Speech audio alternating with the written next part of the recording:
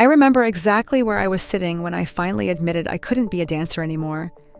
Perched on the worn blue mat in the corner of Studio B, unlacing my pointe shoes for what I didn't yet know would be the last time. The late afternoon sun was streaming through the wall of mirrors, creating little prisms on the hardwood floor where decades of dancers had left their mark. I was 23, well past the age when most professionals have already established themselves in companies. My ankle was throbbing again, an old injury that never quite healed right. The studio was empty except for me and the ghost of my younger self, that determined 12-year-old who used to practice fouettés until her legs shook, convinced that raw determination could overcome anything. My mother had mortgaged her house to send me to summer intensives at ABT, worked double shifts to pay for private lessons.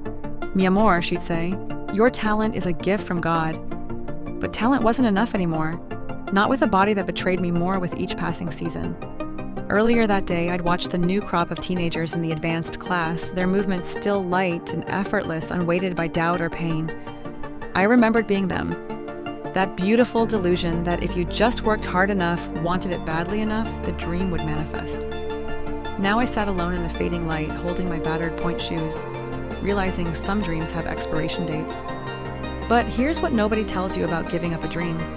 Sometimes it makes space for something you never knew you wanted. I started teaching at a community center 6 months later, working with kids who'd never seen a ballet. There was this little girl, Maria, who reminded me so much of myself. The first time she managed a clean pirouette, her face lit up like she'd discovered flight. Now when I watch my students perform, I feel something deeper than I ever did on stage.